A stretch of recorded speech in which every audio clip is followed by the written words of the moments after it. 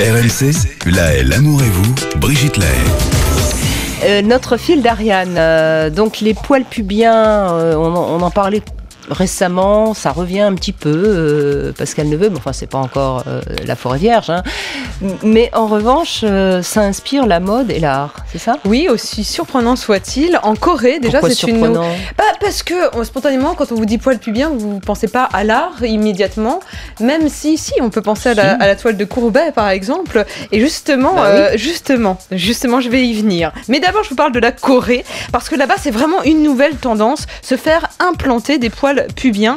Là-bas, vous avez 10% de la population féminine qui n'a presque pas de pilosité, et certaines, parmi ces 10%, souffrent terriblement au niveau psychologique, se sentant inférieures aux autres femmes un petit peu plus velues, et donc sont prêtes à débourser plus de 1600 € par greffe. Je dis par greffe parce que souvent, vous avez besoin de plusieurs séances pour arriver à un résultat concluant. Oui, c'est un peu comme pour les cheveux, en fait. Voilà, c'est le même principe, et entre 2010 et 2012, vous avez eu une augmentation de 160% de la demande pour ce type d'intervention chirurgicale, donc c'est vraiment un retour au poil pubien, du moins de ce côté-là de la planète. Mais là, ce qui m'intéresse, et je vous parlais de Courbet à l'instant, c'est cet artiste très particulier qui est néerlandais, qui s'autoproclame artiste olfactif, Peter de Cooper. Et lui, Peter de Cooper, il adore cette toile de Gustave Courbet, L'origine du monde, donc ce fameux sexe féminin.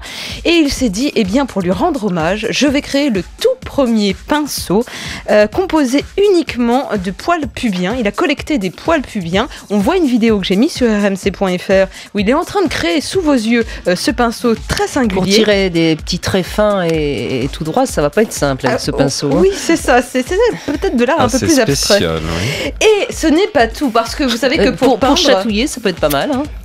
Oui, on peut faire des choses avec, mais à toutes sortes de choses. À mon avis, peindre, je sais pas ce qu'il peint avec ça. Hein. Ben non, justement, mais parce qu'il faut de la peinture. Alors, vous allez me dire, oh là là, ça va il faut de la peinture. Voilà. Oh, bravo Ariane. Félicitations. Hein. Est-ce que vous allez me féliciter quand je vais vous décrire le contenu du pot de peinture ? Parce que là, c'est bien surprenant.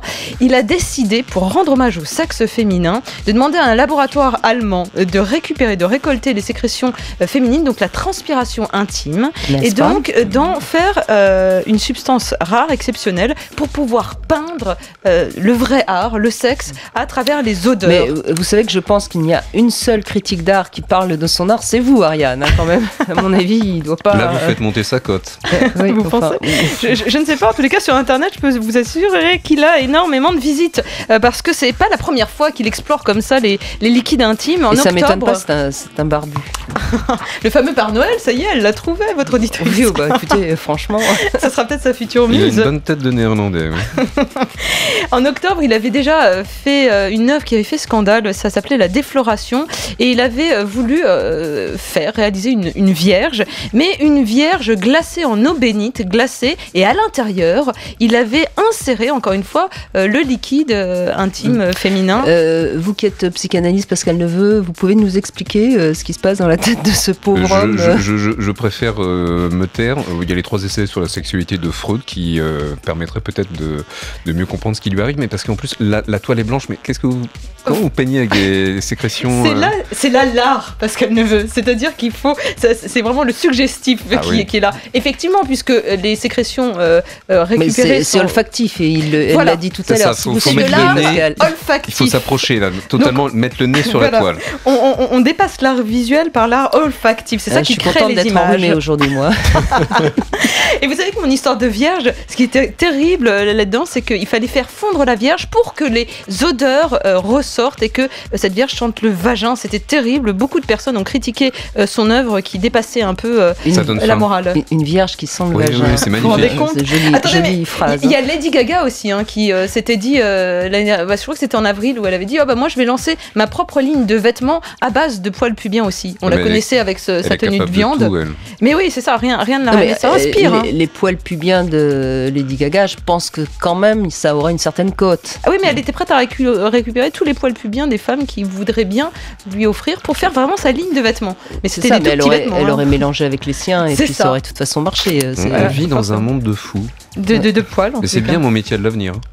Non, mais vous savez, moi, je me souviens, il y a 20 ou 30 ans, une copine ardeuse qui vendait ses petites culottes, mais comme elle n'en avait pas assez de sécrétion, parce qu'elle en vendait beaucoup de petites culottes, elle trempait ça dans du poisson, et puis voilà tout. C'est pas nouveau, hein, c'est question d'odeur. Non, tout à fait. Bon. On demandera à Jacques Chirac ce qu'il a ressenti lorsqu'il a reçu la petite culotte de Madonna. Bah oui. Il y a un site, je sais plus comment ça s'appelle. Mais on voit dans quel état ça l'a mis.